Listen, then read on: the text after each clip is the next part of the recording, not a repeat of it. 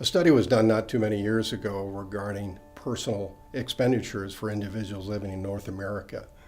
And of those expenditures, on average per person on an annual basis, they spend about $19,000. Of that $19,000, roughly 70% of that is for food. Now you have those in North America, and then you've got the rest of the world. You have individuals living in countries such as Haiti and India. In those type of countries, individuals on an annual basis are spending about $275 for their personal expenditures. And of those dollars, they spend roughly 50% on food. And it doesn't leave them much for anything else at the end of the day. I share that just to give you an idea of the differences, and most of us are aware of that.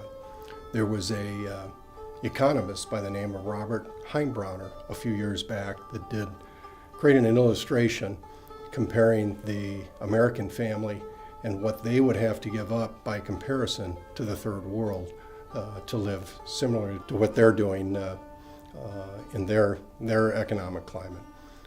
That being said, you have a household, and of that household you have furnishings in those households. And the first thing you need to do with that American family is to get rid of those furnishings.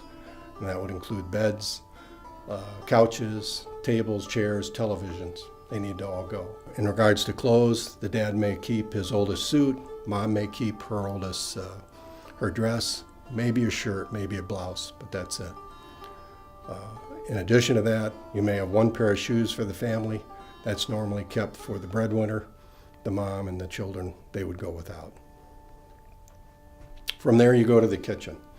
All the appliances are gone, and from there, we focus on what's in the cupboards. They can keep their box of matches, they can keep their salt, sugar, maybe a small bag of flour, but pretty much it. There's an old moldy bag of potatoes that we've thrown out and it's in the garbage. We need to bring that back in because that'll be the staple for dinner for this evening. From there, you look at the house itself and the physical structure of the house. We need to take it apart. No internal plumbing, no electricity at the end of the day. From the house itself, we'll strip that down, we'll dismantle the bathroom. There is no internal plumbing, there's no electricity.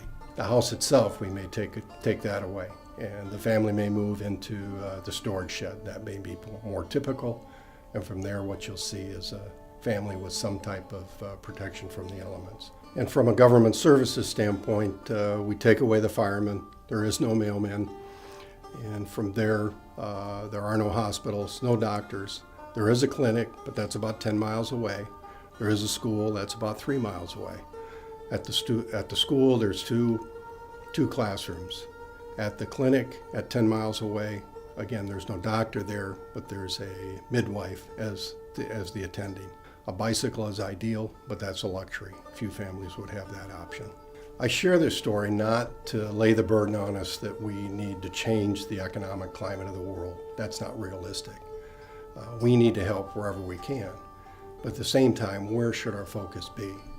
And K.P. Yohannan is a missionary that lives here in the States. He was born in India and has spent his time in the States raising awareness, raising funds to support national missionaries back home to lead people to Christ.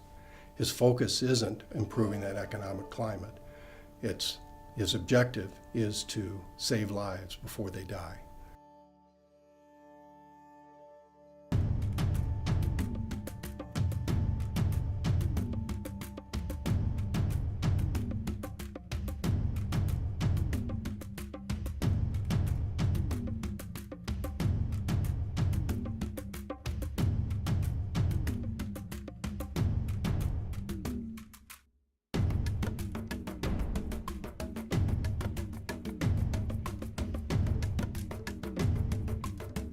It's clear K.P. Yohannan's objective was not to improve the economic climate of his people, but to save lives for Christ.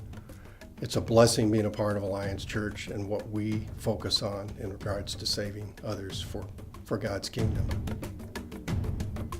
The mission is clear, our vision is clear, the gospel is clear.